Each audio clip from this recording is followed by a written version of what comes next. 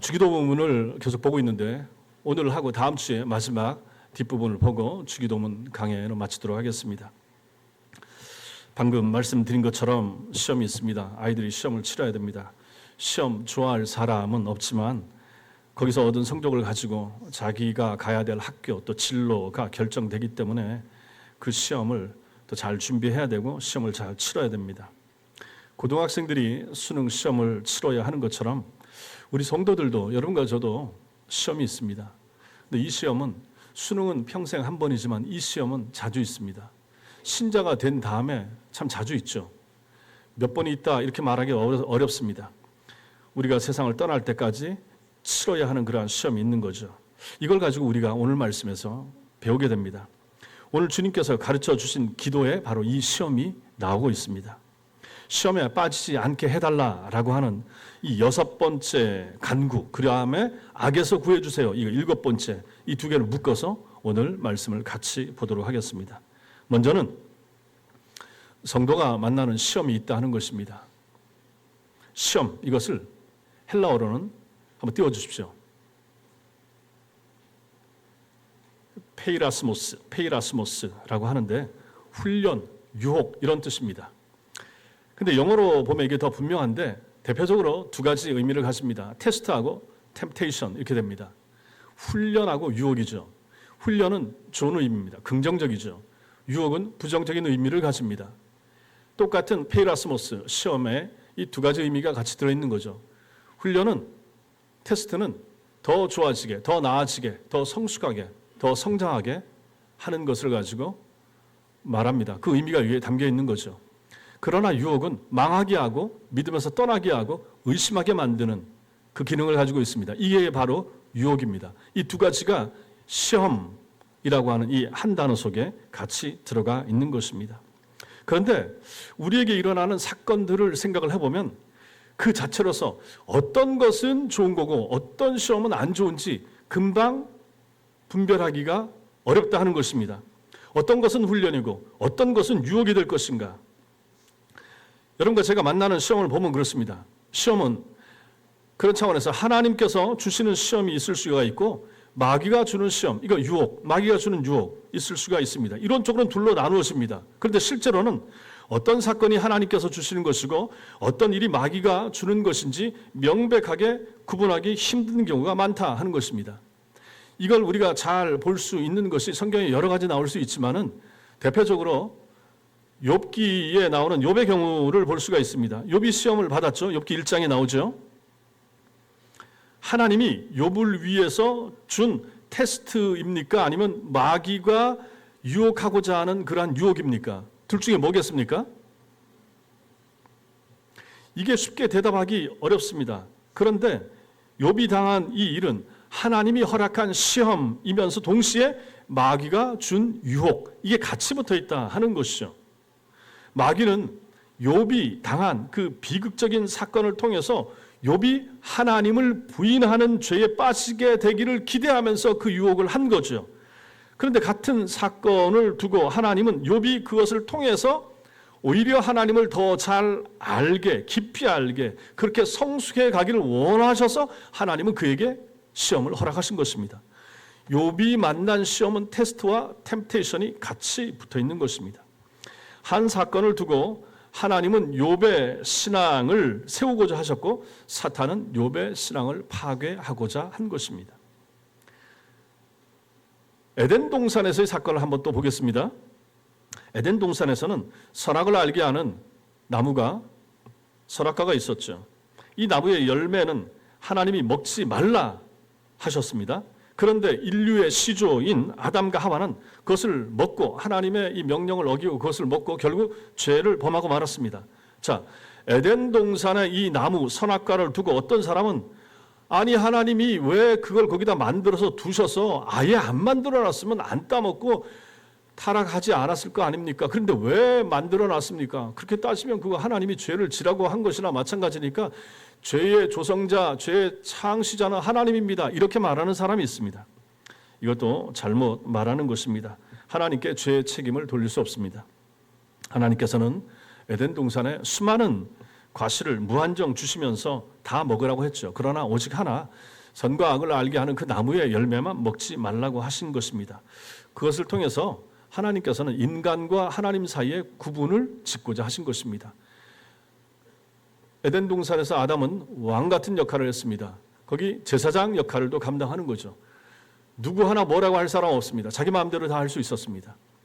동물의 이름도 다 붙여줬죠. 그때는 다 동물들이 다 아담의 말을 잘 들었습니다. 고분고분했습니다. 왕입니다. 그런데 동산을 지나가다가 나무 하나가 있습니다. 그 나무는 선악합니다. 그걸 볼 때마다 생각하게 됩니다. 뭘 생각합니까? 먹으면 안 되니까. 그러면 생각하죠. 뭘 생각합니까? 하나님이 만드셨구나. 자기와 하나님 사이를 생각하게 되는 나무를 만들어 두신 것이죠. 자기가 왕인 줄 아는데 내 위에 창조주가 계시지. 나보다 더 높은 분이 계시지.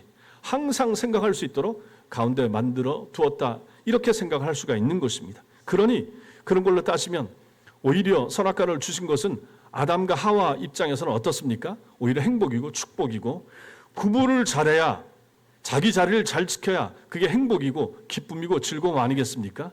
그런 역할로 하나님이 그들에게 주셨다 하는 것입니다. 그런데 마귀는 바로 그 나무를 인간이 죄에 빠지게 만드는 유혹의 재료로 사용한 것입니다.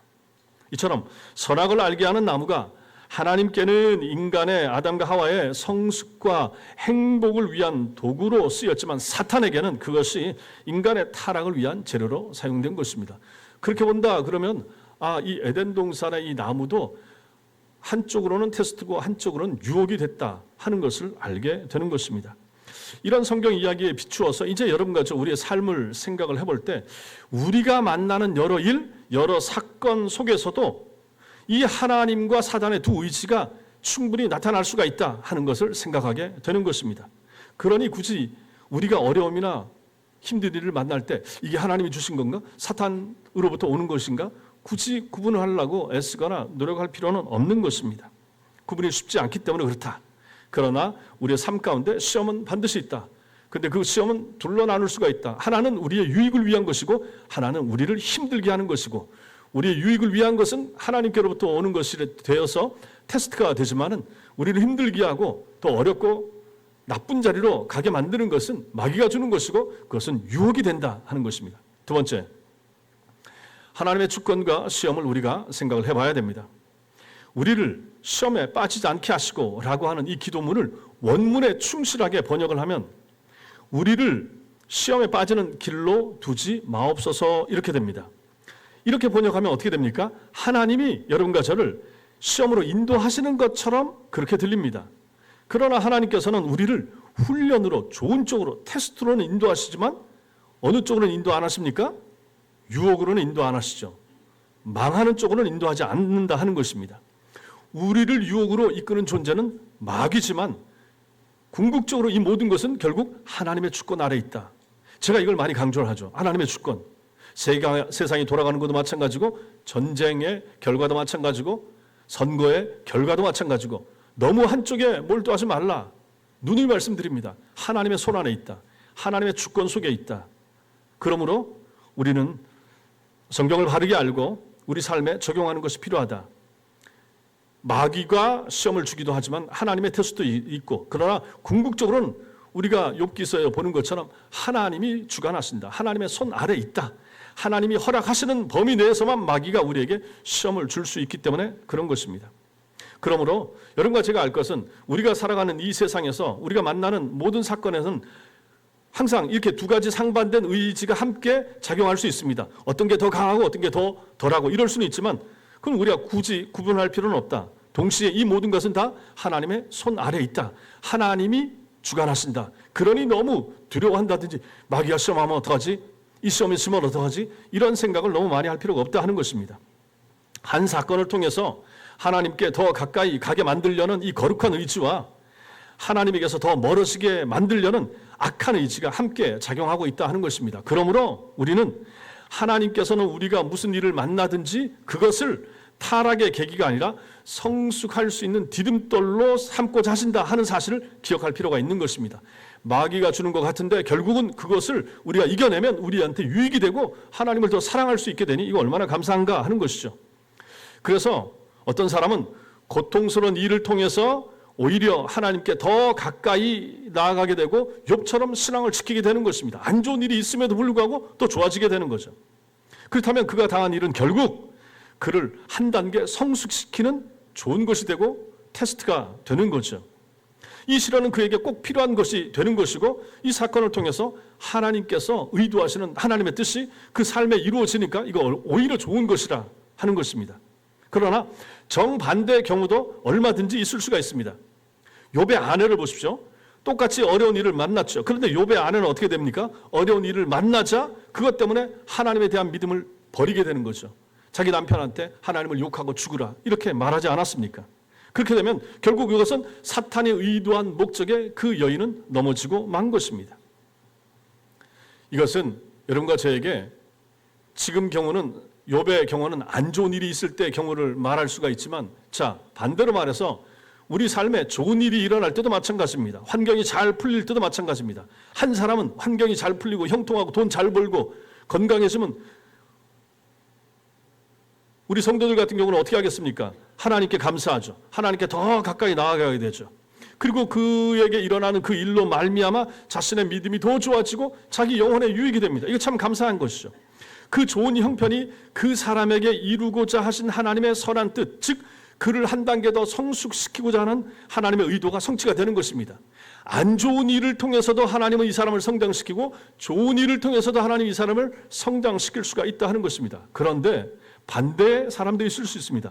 어떤 사람은 환경이 잘 풀릴 때, 좋을 때, 건강할 때, 원하는 대로 잘 될 때 오히려 그때 어떻게 됩니까? 교만해지게 됩니다. 그리고 자기 마음대로 살게 됩니다. 그러다 보니까 교회와 신앙에서 점점 멀어지는 일도 충분히 있을 수가 있는 것입니다. 세상에 그런 사람들 꽤 됩니다. 그렇게 되면 그에게 좋은 일은 어떻게 됩니까? 형통하고 괜찮았던 일은 누구의 의지가 더 많이 미치게 되는 것입니까? 사단의 악한 의지가 더 많이 영향을 미치게 되는 거죠. 즉 그를 더 타락하게 하고 하나님께 대한 신앙을 잃어버리게 만들려는 마귀의 의지를 이루는 일에 그가 딸려 들어가는 것이 되고 만다 하는 것입니다.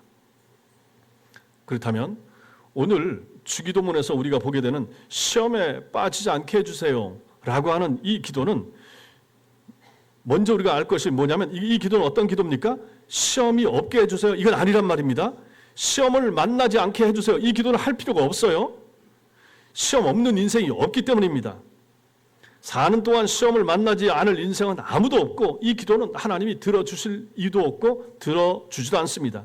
그렇다면 이 기도의 참된 의미가 무엇입니까? 그것은 무슨 일을 만나든지 그 일이 하나님을 부인하는 쪽으로 안 좋은 쪽으로 내 신앙의 마이너스가 되는 쪽으로 가지 않게 해주세요. 유혹이 되지 않게 해주세요. 이러한 내용이 되는 것입니다.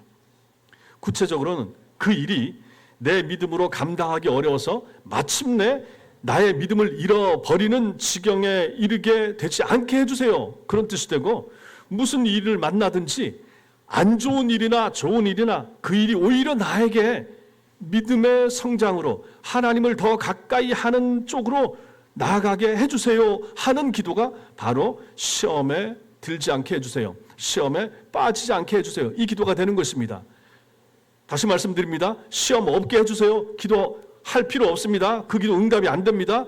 시험 없는 인생 없어요. 아이들 자라면서도 시험 있고 다 테스트 다 필요합니다. 신앙에 있어서도 테스트가 필요합니다. 그래서 테스트 받아야 되는데 이 기도하면서 시험 없게 해주세요. 이 마음 가지고 기도할 필요가 없다 하는 것입니다. 이 기도가 우리의 죄를 용서해 주세요. 지난주에 배운 것처럼 그 기도 다음에 나오는 데는 깊은 뜻이 있는 거죠. 어떤 뜻입니까? 죄를 용서받고 난 다음에 필요한 것이 무엇입니까? 그것은 바로 죄를 짓지 않고 거룩한 삶을 사는 것입니다. 그래서 이 기도를 하라라고 말씀하시는 거예요. 지금까지는 사건들을 만날 때마다 그것이 나로 하여금 죄를 짓게 하는 계기가 되었고 사탄의 유혹이 되는 경우가 많았지만은 이제는 모든 사건들이 무슨 일을 만날 때나 안 좋은 일도 마찬가지고 좋은 일도 마찬가지고 그 일 때문에 내가 오히려 하나님을 사랑하게 되고 내 신앙이 성장하게 되고 하나님을 가까이 할 수 있는 기회가 되게 해주세요. 이 기도, 이 마음으로 기도를 하라 하는 것입니다. 우리는 매일 수많은 일들을 만나면서 경험하면서 살아갑니다. 이때 우리가 할 일은 무엇입니까? 우리가 이 주기도문에서 배웠죠. 매일매일 기도하라. 무엇을 위해서 기도할 것인가? 양식을 구하라. 일용할 양식을 구하라. 매일의 양식을 구하라. 그리고 매일의 용서를 구하라. 그것처럼 매 순간 닥쳐오는 시험으로부터 매일 승리할 수 있도록 하나님 내게 힘주세요. 이 기도도 꼭 빼놓지 말고 하시라라고 하는 것입니다. 나를 시험에 빠지지 않게 해주세요. 시험에 잘 통과하게 해주세요. 유혹으로부터 믿음을 지킬 수 있도록 하나님 도와주세요. 이 기도를 하시라 하는 것입니다. 이 기도를 날마다 하는, 그래서 잘 승리해낼 수 있는 하나님의 사람들 되시기 바랍니다. 세 번째로 우리가 이 말씀을 생각할 때 유혹은 언제 오는가, 이 부분을 생각해 볼 필요가 있습니다. 유혹은 언제 오는가? 사단의 유혹은 언제 오는가? 이거 굉장히 중요한 지점이 됩니다. 여러분, 예수님을 한번 생각해 보십시오. 예수님도 시험 받으셨죠? 예수님이 언제 시험 받으셨습니까? 40주 40야를 금식하고 굶주리신 다음에 시험을 받았습니다. 마귀가 와서 예수님께 했던 첫 번째 시험이 무엇입니까? 그게 뭐였습니까? 돌을 가지고 떡덩이를 만들어 먹으라. 왜요? 지금 배가 고프니까. 40일 동안 금식하고 굶었으니까 배고플 거 아니냐. 그래서 돌을 가지고 떡을 만들어 먹으라. 이게 왜 예수님께 시험이 됩니까? 왜 예수님께 시험이 됩니까? 예수님이 지금 배가 고프니까 시험이 됩니까? 그게 아닙니다. 왜 시험이 됩니까? 예수께서 이 일을 하실 수 있기 때문에 시험이 되는 것입니다. 돌을 가지고 떡을 만드실 수 있는 능력이 하나님이신 예수님은 가지고 있습니다. 할 수 있기 때문에, 배가 고픈데 할 수 있기 때문에 마귀가 유혹하니까 이게 시험이 되는 것입니다. 만약에 저한테 예수님이 우목사, 내가 너 한번 테스트 하겠다. 너 돌 가지고 떡 만들어 먹으라. 너 바람떡 좋아하지? 그거 만들어 먹으라. 만약 그러면 그게 저한테 시험이 되겠습니까? 안 되겠습니까? 될 턱이 없죠. 왜냐하면 저는 못하거든요. 이게 중요한 포인트가 되는 것입니다. 가능할 때 시험이 오는 거예요. 예수님은 그 일이 가능하셨기 때문에 시험이 되는 것입니다. 높은 성벽에서 뛰어내리는 것도 마찬가지고 예수님이 받으신 세 가지 시험 전부 다 그분께는 가능하고 그분을 할 수 있기 때문에 마귀가 이것을 알고 예수님을 시험하신 것입니다. 다윗을 또 생각해 보겠습니다. 다윗이 언제 넘어집니까? 다윗은 잘 나갈 때 넘어졌습니다. 정점을 찍었을 때 넘어간 거죠. 전쟁이 일어났습니다. 옛날에는 다윗이 직접 군사들 끌고 전쟁에 나갔습니다. 근데 이제는 나라가 강해지고 좋은 군인들도 많이 생기고 해서 이제는 직접 나가지 않아도 될 그러한 지점이 됐습니다. 그래서 다윗은 전쟁에 나가지 않고 부하들 내보냈습니다. 궁궐에 남아 있습니다. 그 중동 지역에서 낮에 주로 잘 하는 게 뭡니까? 낮잠 자는 거죠. 이걸 꼭 시에스타 이렇게 말하는데 낮잠을 잡니다. 낮잠 자고 깼죠. 깼더니 저녁 바람이 선선합니다. 그래서 궁궐 뒤 높은 지역에 있으니까 나가서 한 바퀴를 돌다가 저 아래쪽에서 집 너머에서 아래쪽으로 보입니다. 목욕하는 밧세바를 봤던 것이죠. 그 여인의 신분을 알아보게 하니까 누굽니까? 자기의 가장 충성스러운 신하 우리야의 부인입니다. 근데 다윗이 어떻게 합니까? 그녀를 데려오게 하고 간음을 합니다. 이게 왜 가능합니까? 모든 걸 할 수 있기 때문입니다. 왕이니까요. 뭐든지 할 수 있습니다. 전쟁에 안 나갈 수 있고 자기가 마음에 드는 여자 데려오게 할 수 있고 다윗은 이게 가능했기 때문에 이 일을 한 것입니다. 사람이 시간 남고 돈 많으면 하는 일이 뭡니까? 주로 죄 짓는 일만 하는 것입니다. 다윗이 딱 그랬습니다. 바쁘고 열심히 하고 할 때는 그런 생각하지 않았죠. 시간 있고 여유 있고 힘 있고 능력이 있으니까 죄를 짓는 것입니다. 다윗은 정점을 찍었을 때, 잘 나갈 때 시험에 들고 넘어진 것입니다. 사울을 생각해 보겠습니다. 시험은 사울의 경우에 승리의 기쁨과 함께 오는 것을 보게 됩니다. 사울이 왕이 된 다음에 하나님이 하신 명령 가운데 병력을 이끌고 가서 아말렉을 쳐 부숴라 하나님이 명령하십니다. 아말렉과 전쟁을 합니다. 그러고 나서 전쟁한 다음에는 싹 죽여라. 승리한 다음에는 사람도 싹 죽이고 짐승, 동물 싹 죽여라. 하나도 남기지 마라. 이렇게 말합니다. 사울이 들었습니다. 그래서 사람도 많이 죽이고 싹 죽였습니다. 그런데 순종하지 않은 게 있습니다. 뭐냐면 실한 짐승들을 남겨뒀습니다. 살찐 소들 이런 것들을 남겨뒀습니다. 왜 남겨뒀습니까? 하나님 앞에 제사 때 쓰려고. 그것은 제가 봐도 사울의 진심입니다. 하나님 앞에 잘 보이고 싶고 하나님께 좋은 거 드리고 싶고 그 마음 자체야 나쁠 거 없죠. 그런데 하나님은 싹 없애라고 했어요. 그런데 사울은 그러지 않았습니다. 하나님께 좋은 거 드리고 싶어요. 아름다운 거, 살찐 놈 바치고 싶어요. 그래서 남겨두었다라고 하는 것입니다. 여기서 문제가 발생합니다. 뭐가 문제입니까? 항상 진심이 문제가 될 수도 있는 것입니다. 진심이 문제입니다. 신앙은 과잉될 수가 있는 거예요.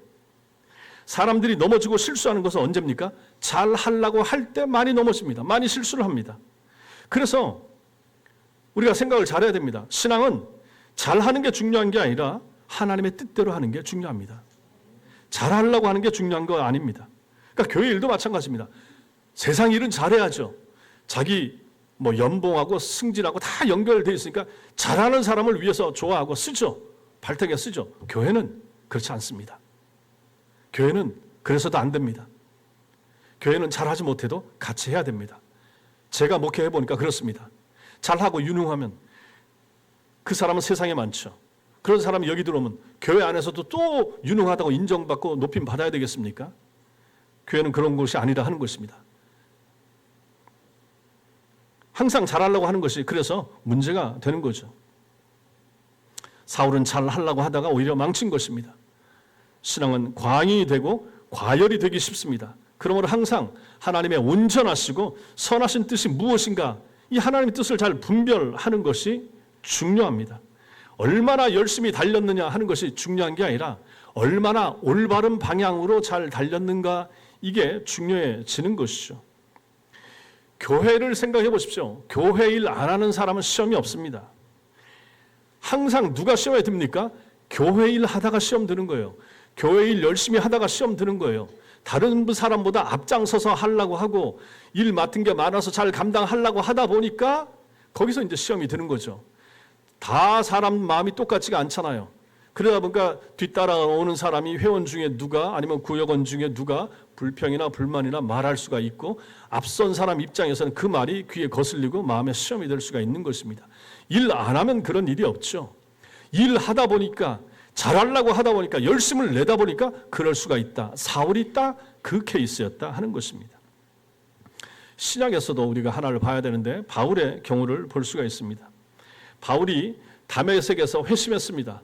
복음의 포로가 된 이후에 그는 모든 걸 다 잃어버리고 고난을 많이 당했습니다.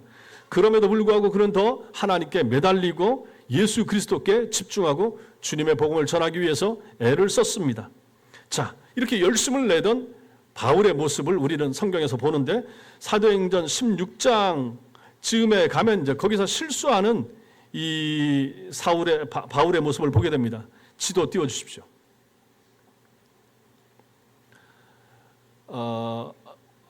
확대를 해서 저 가운데 한번 보여주시겠어요? 예.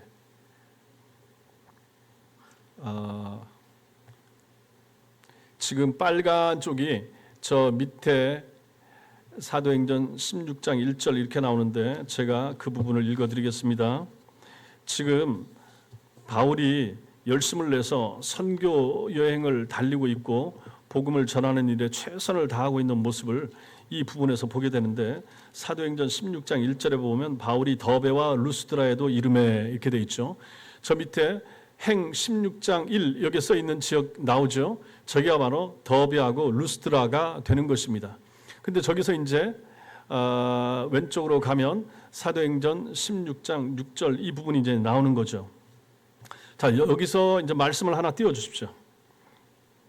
말씀도 띄워 주시고 좀 이따가 지도도 띄우고, 사도행전 16장 6절 7절 같이 읽겠습니다. 시작. 성령이 아시아에서 말씀을 전하지 못하게 하시거늘 그들이 부르기아와 갈라디아 땅으로 다녀가 무시아 앞에 이르러 비두니아로 가고자 애쓰되 예수의 영이 허락하지 아니하시는지라. 아멘. 다시 지도를 띄워주시고 저기 보시면 확대해 주시고, 16장 1절 16장 6절 이렇게 보면 성령이 아시아에서 말씀을 전하지 못하게 하시고, 아시아는 저 옆에 나오죠.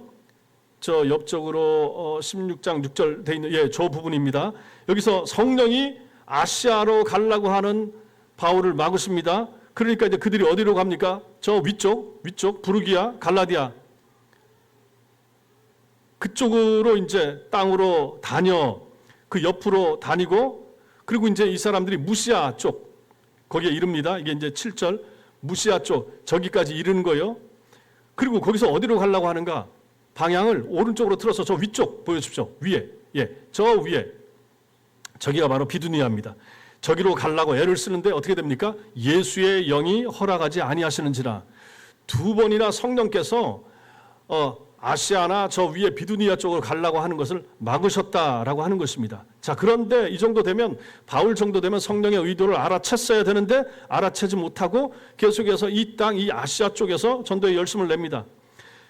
그러자 배를 타기 전날 밤 하나님께서 다시 환상이라고 하는 방식으로 그 길을 막으시는데, 이게 이제 9절에 나오는 말씀이 됩니다. 9절 말씀 한번 띄워주시고 시작. 밤에 환상이 바울에게 보이니 마게도냐 사람 하나가 서서 그에게 청하여 이르되 마게도냐로 건너와서 우리를 도우라 하거늘. 다시 지도를 띄워주시고 저 위쪽으로 확대해서 보여주시고 무시아 쪽으로 저 옆으로 저기 이제 바다하고 접해 있는 저쪽 저기가 이제 무시아 쪽이 되는 것이죠. 저기 서서 저 동네까지 갔을 때 하나님께서 환상을 보여주셨다 하는 것입니다. 그 환상은 바다 건너편 땅 저 위에 보시면 마케도니아 이렇게 써 있죠. 저기가 마게도니아입니다.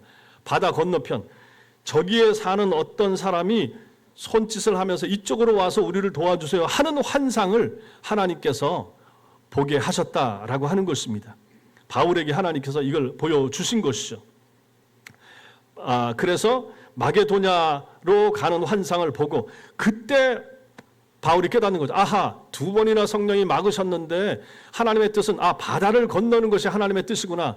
자기는 저 아시아와 저 위쪽으로 돌아서 이쪽 이 소아시아 지역 쪽에서만 복음을 전하려고 했는데 하나님의 성령께서는 아니다. 이제는 배를 타고 저 건너편도 가자. 하나님께서 이 의도를 하셔서 이걸 환상 중에 보여주셨다 하는 것입니다. 그리고 나서 이제 하나님 말씀 10절 말씀 보겠습니다. 10절 말씀 읽겠습니다. 시작. 하나님이 저 사람들에게 복음을 전하라고 우리를 부르신 줄로 인정함이로라. 두 번이나 성령의 의도를 거스르고 자기 마음대로 하려고 하다가 환상을 보고 나서 이제 알게 되고 하나님의 뜻이 여기에 있구나 하고 알게 된 거죠. 여기서 중요한 단어가 나오는데 저 맨 밑에 인정함이로라 이렇게 나옵니다. 인정하다. 이 인정이라고 하는 단어는 격렬한 논쟁 끝에 하나님께 설득당하다 이런 의미가 담겨 있는 것입니다. 자기는 저쪽 갈 생각 꿈에도 없었어요. 이쪽 소아시아 지역에서 복음을 전하려고 했죠. 그런데 하나님께서 성령을 통해서 한 번, 두 번 해도 안 되니까 환상을 통해서 보여주고 나니까 이게 하나님의 뜻이 바다 건너는 곳이구나 하는 것을 설득당하게 되었다. 이게 바로 인정함이로라 그런 뜻입니다. 우리가 아까 9절에서 본 것처럼 거기에 뭐가 나옵니까? 비전이 나옵니다. 비전. 밤의 환상이 바울에게 보이니 마게도냐 사람 하나가 서서 환상, 비전. 우리는 이걸 항상 이제 좋게만 생각하는데 여기서 바울이 보았던 비전, 환상은 뭡니까? 내 앞날의 비전, 내가 가고 싶은 곳 이게 아니라 하도 말을 안 들으니까 하나님께서 내 뜻은 그게 아니야 라고 보여준 것. 그래서 가야만 되는 것. 하나님의 설득의 행위. 이게 바로 비전이고 환상이었던 것입니다. 말로 해서 안 되니까 하나님께서 사용하신 비상한 수단이 바로 비전, 환상이었던 것입니다. 이게 뭡니까? 바울도 잘 될 때 실수했다는 것입니다. 소아시아 지역 전도가 잘 되거든요. 사람이 잘 모였거든요. 가는 곳마다 교회를 세울 수가 있었거든요. 그랬더니 이거 잘 된다. 여기서 복음 전하는 것이 하나님의 뜻인가 보다 이렇게 생각을 하고 그 길로만 계속 갔는데 하나님의 뜻은 그게 아니었다. 하나님의 뜻을 분별하지 못하더라. 그래서 결국은 환상을 보여줬다 하는 것입니다. 자, 이렇게 유혹은 언제 드는가? 예수님의 케이스, 다윗, 사울 그리고 바울까지 내 경우를 전부 다 봅니다. 그럼 사람이 언제 실수합니까? 잘 될 때 실수합니다. 예수님 경우를 보면 할 수 있을 때, 가능할 때 유혹이 오고 거기서 잘못하면 넘어지게 되는 거죠. 사탄은 고난과 환난과 핍박이라고 하는 방법으로 그리스도인들을 넘어뜨리지 못한다는 것을 역사를 통해서 깨달았습니다. 아는 거죠. 교회 역사를 보니까 시험 주고 고난, 환난, 핍박 죽이고 이렇게 한다고 해서 기독교인들을 씨를 말릴 수가 없더라 하는 걸 알게 된 거죠. 그래서 전략을 수정을 한 것입니다. 어떻게 수정했습니까? 오히려 성도들을 잘 되게 하는 거죠. 땅에서 잘 되게 하는 거죠. 형통하게 하는 거죠. 돈 잘 벌게 하는 거죠. 더 건강하게 하는 거죠. 은혜 받게 하고 성공하게 하고 교회에서 일 맡게 하고 중직자가 되게 하고, 그러다 보니까 사람들이 넘어지고 실수하더라 하는 것입니다. 능력 있을 때, 무엇이든지 할 수 있을 때, 정점을 찍었을 때, 내 힘으로 가능하다고 할 때 실제로 여러분과 저는 조심해야 되는 것입니다. 그래서 교회에서 일 맡은 분들, 앞에 서는 분들, 회장들, 부장님들, 중직자들, 장로님들, 권사님들, 목사도 마찬가지고요. 조심해야 되는 것입니다. 내가 뭐 할 수 있을 때, 사람들이 나를 인정해 줄 때, 잘한다고 박수 쳐줄 때, 실제로 그때 여러분과 저는 조심해야 되고, 그때 우리는 마귀의 유혹, 마귀의 시험을 받을 수가 있게 되는 것입니다. 할 수 있을 때 절제해야 됩니다. 정점 찍고 잘 나갈 때 겸손할 수 있어야 됩니다. 나 혼자 힘으로 충분히 가능하고 박수와 인정을 받을 수 있을 때, 그때도 교인들과 함께, 다른 사람들과 함께, 나만 원톱으로 나가는 걸 바라지 말고 다른 사람과 함께 빌드업도 같이 하고 같이 올라가고 같이 하는 것을 하나님은 원하신다 하는 것입니다. 이걸 못할 때 사람들이 쓰러지더라, 이걸 못할 때 마귀의 유혹에 넘어가더라 하는 것을 보게 되는 것입니다. 마지막 네 번째로, 우리는 그래서 이 기도를 해야 되는데, 이 기도도 역시 마찬가지입니다. 우리 모두를 위한 기도가 되더라 하는 것이죠. 신학자 핸드릭슨이라고 하는 분은 주기도문에서 나의 나를, 이걸 끊임없이 바꿔야 된다. 어떻게? 우리의 우리를 이걸로 바꾸어 기도해야 된다, 이렇게 말하고 있습니다. 그렇죠. 그리고 결론 짓기를, 기도하는 사람은 끊임없이 자신의 기도에 이웃을 포함해야 된다, 이렇게 말했습니다. 그렇다면 우리를 시험에 빠지지 않게 하시고 라고 하는 이 기도, 이 말 역시 마찬가지입니다. 내가 시험에 빠지지 않았다고 하더라도 이웃과 형제, 자매가 시험에 들었다면 그들을 위해서 우리는 계속해서 기도해 주어야 된다 하는 것입니다. 여러분이나 제가 시험에 안 들어도 교인들 가운데 시험에 드는 사람이 있을 수가 있잖아요. 어려움에 처한 사람이 있을 수 있잖아요. 그 어려움 때문에 형통하든지 어렵든지 그것 때문에 이 사람의 신앙이 흔들리고 더 좋아지면 좋은데 밑으로 떨어지려고 한다든지 이런 사람을 내가 알 수가 있고 안다. 그러면 어떻게 해야 됩니까? 그를 위해서 기도를 해 주어야 된다 하는 것입니다. 사실 시험은 개인의 문제에 그치지 않습니다. 우리가 교회에서 흔히 사용하는 말이 있죠. 나 시험 들었어. 시험 들었어. 이 말도 되게 성도와 성도 사이에서 관계에서 벌어지는 것입니다. 어떤 때는 목사 때문에 시험 들 수도 있죠. 시험 들 수도 있습니다. 어쨌든 시험 들었다. 누군가에게 상처를 입었을 때 나 시험 들었어. 그 사람 때문에, 그 권사님 때문에, 그 집사님 때문에 나 시험 들었어. 이렇게 말하죠.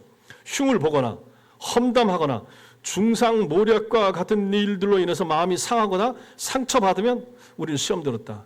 저 사람이 나한테 이런 말을 했어. 뒤에서. 이러면 우리는 상처받는다. 이게 바로 시험에 들었다라고 하는 것입니다. 물론 이런 경우들이 전부 다 성경에서 말하는 시험에 드는 것과 똑같지는 않지만 무관하다고 볼 수도 없습니다.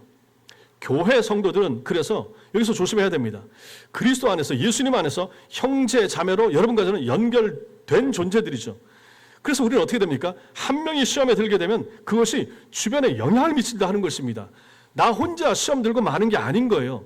내가 교회 일하고 상관없이 내 직장이나 가정인이나 거기서 아니면 가족관계 때문에 시험이 들어도 마찬가지입니다. 그 사람이 교회 와서 정상적인 신앙생활을 못할 수 있습니다.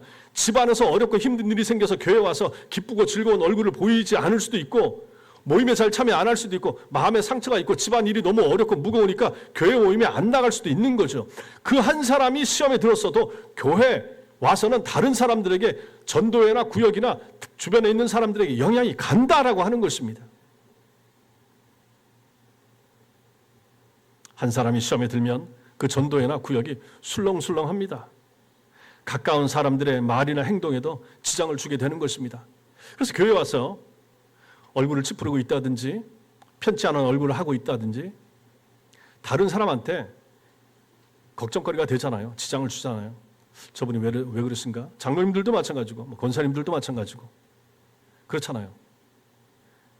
영향이 없을 수가 없다라고 하는 것입니다. 교회 중직자가 만약에 그런 일을 한다 그러면 전반적으로 사람들이 불안해지는 것입니다. 만약 목사인 제가 그렇다고 생각을 해보십시오. 여러분들이 편하시겠습니까? 절대로 그렇게 안 되죠. 왜 그렇습니까? 우리는 공동체로 묶인 존재들이기 때문에 그런 것입니다. 심지어 어떤 한 사람이 시험에 들어서 교회를 떠나서 다른 데 가도 마찬가지입니다. 그 사람 때문에 남은 흔적과 아픔과 상처는 여전히 주변에 시간이 지날 때까지 그것이 있기 마련이라고 하는 것이죠.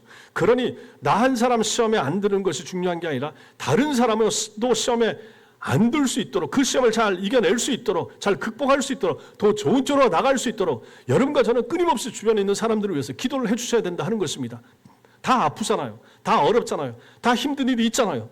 그것은 그 사람에게 시험거리가 됩니다. 나는 그런 게 없어요. 그럼 그 사람을 위해서 기도를 해주시라라고 하는 것입니다. 이 기도 제목이 얼마나 중요합니까?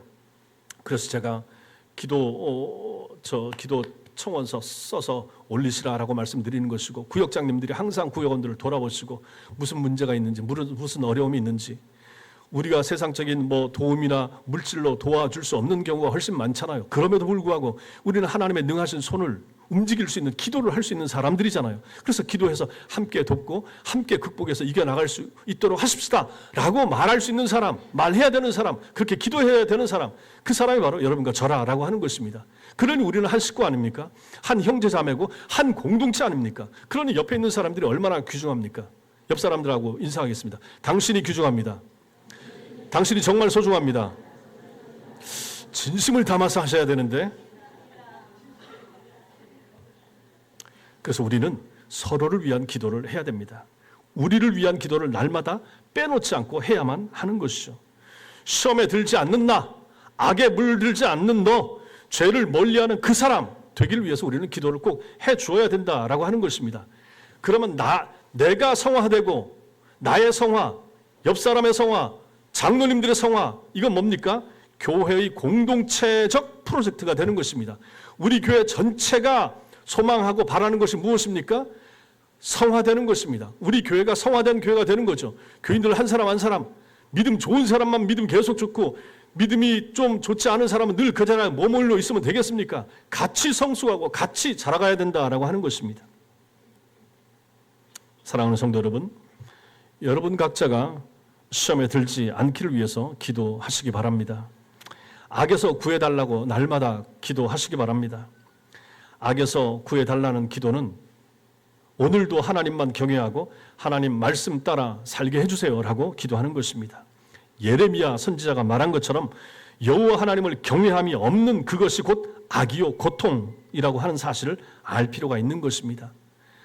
오늘 본문에도 나오는 이 악이라고 하는 거, 헬라어 포네로스라고 하는데, 이 악 속에 어떤 개념이 들어있는가? 바쁘다, 수고하다, 애쓰다, 그런 의미가 들어있습니다. 하나님 없이 바쁜 거 악입니다. 하나님 없이 뛰고 달리고 수고하는 거, 이게 악이 되는 거예요. 그 길로 열심히 달릴수록 죄를 더 많이 짓게 되는 것입니다. 왜 그렇습니까? 바쁘고 정신없으면 하나님을 생각을 덜 하거든요.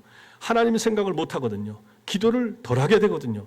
그러니 하나님 보시기엔 이게 악이라고 하는 것입니다. 성도 여러분, 왜 주의 일을 하지 못할 정도로 바쁘신지 생각을 해보셔야 됩니다. 왜 주의를 지키지 못할 정도로 내가 바쁘게 살아야 되는지, 왜 기도할 시간을 내지 못할 정도로 수고하는지 스스로에게 물어보시라라고 하는 것입니다.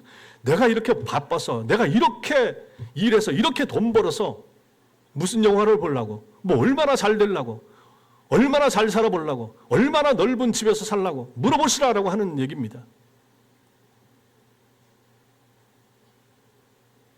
매일 살아가는 세상 속에서 악에 물들지 않고 악에 기울지 않기를 열심히 기도하는 여러분들이 되시기 바랍니다. 마귀의 시험을 이겨내고 그 계략에 사로잡히지 않기를 위해서도 기도하셔야 됩니다. 마귀가 올무를 놓는데 그 올무에 빠지지 않도록, 걸리지 않도록 하나님 제게 지혜와 명철, 믿음을 주시고 분별력을 허락해 주세요. 기도하시라 하는 것입니다. 나와 가족들을 위해서 기도하셔야 되죠. 그리고 교우들을 위해서 기도하시기 바랍니다. 구역 식구 위해서, 전도의 식구를 위해서 열심히 기도하셔야 되는 것입니다. 그 집사님이, 그 권사님이, 그 장로님이 시험 들지 않기를 위해서 기도하시라라고 하는 얘기입니다. 여러분들이 저를 위해서 기도하시고 마귀가 우목사에게 엄한 짓 하지 않기를, 해도 잘 이겨내고 극복할 수 있기를 위해서 기도하시라라고 하는 것입니다. 우리가 기도 안 해줘도 되고 우리가 기도 덜 해줘도 괜찮을 우리 지체가 어디 있습니까? 연약하면 연약한 대로, 좀 견고해 보이는 사람이면 견고한 대로 더 많은 마귀의 시험이 있을 것이기 때문에 우리는 그 사람들을 위해서 기도해 줘야 되는 것입니다. 교회 지도자들을 위해서, 앞장선 사람들을 위해서 열심히 기도하시고, 우리 아이들 위해서, 청년들을 위해서, 연세 들어서 몸이 아프신 성도들을 위해서 끊임없이 우리가 기도해 드려야 된다 하는 것을 여기서 배우게 되는 것입니다. 이것이 우리를 위하는 길이고 이것이 바로 우리 교회를 지키는 기도가 될 것입니다. 그러니 이 기도가 얼마나 중요합니까? 우리가 다른 사람들에게 물질적으로 뭘 공급하지 못한다고 해도 내가 입을 열어서 시간을 내서 그 사람을 위해서, 그 영혼을 위해서 기도할 수 있지 않습니까? 얼마나 중요합니까? 그래서 제가 강조하는 게 뭡니까? 성도들 이름을 기억하시라, 이름을 외우시라, 아이들 이름도 외우시고 외워보시라. 잘 안 됩니다. 그럼에도 불구하고 정성을 가지고 관심을 가지고 외우면 외울 수 있습니다. 밑에 아래쪽에 새로 오신 분들 사진을 붙여놨죠. 그분 사진 밑에 이름 있잖아요.